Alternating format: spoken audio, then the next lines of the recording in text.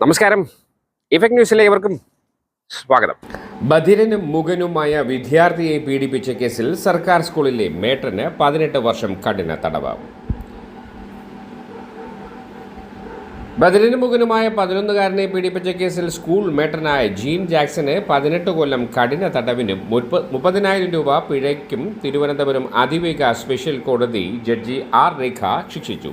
പിഴ അടച്ചില്ലെങ്കിൽ 6 മാസം കൂടുതൽ തടവ് അനുഭവിക്കണം. 2019 സെപ്റ്റംബർ 5-നാണ് സംഭവം നടന്നത്. 6ാം ക്ലാസ്സിൽ പഠിച്ചിരുന്ന വിദ്യാർത്ഥി ഹോസ്റ്റലിൽ ആയിരുന്നു താമസിച്ചിരുന്നത്.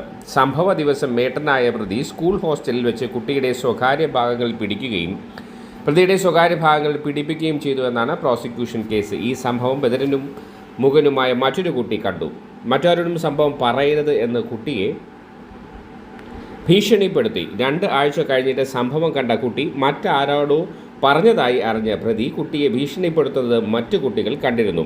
ഇവർ അധ്യാപകരോട് പറഞ്ഞപ്പോഴാണ് സംഭവം പുറത്ത് അറിഞ്ഞത്. ഇരു കുട്ടികളെയും ആംഗ്യഭാഷാ പരിഭാഷകന്റെ സഹായത്തോടുകൂടെയാണ് കോടതിയിൽ വിസ്തരിച്ചത്. ഇരു കുട്ടികളും പീഡനം നടന്നതായി കോടതിയിൽ മൊഴി പറഞ്ഞു. പ്രോസിക്യൂഷന് വേണ്ടി special public prosecutor RS Vijay Mohan ഹാജരായി. 25 സാക്ഷികളെ വിസ്തരിക്കുകയും 28 രേഖകളും ഹാജരാക്കി. പ്രതിഭാഗം 3 സാക്ഷികളെയും വിസ്തരിക്കുകയും 4 രേഖകൾ ഹാജരാക്കി. കുട്ടി കോടതിയിൽ പറഞ്ഞത് എല്ലാം കള്ളമാണെന്ന് തന്നോട് പറഞ്ഞതായി പ്രതിഭാഗം സാക്ഷിയായി വന്ന സ്കൂൾ അധ്യാപകൻ റോബിൻസൺ കോടതിയിൽ മൊഴി നൽകിയിരുന്നു. ഇതിനെ തുടർന്ന് പ്രോസിക്യൂഷൻ വീണ്ടും ഇരയായ കുട്ടിയെ വിസ്തരിക്കണമെന്ന ആവശ്യം കോടതിയിൽ നൽകി.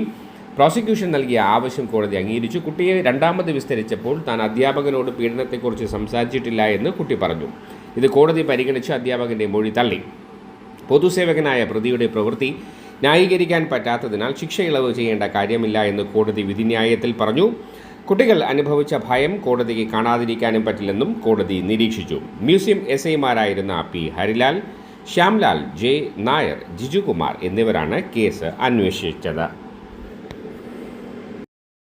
വാർത്തകളും വിശേഷങ്ങളും ഇവിടെ അവസാനിക്കുന്നില്ല. കൂടുതൽ വാർത്തകളും വിശേഷങ്ങളുമായി വീണ്ടും കണ്ടുമുട്ടാം. അതുവരെ ഏവർക്കും നന്ദി, നമസ്കാരം.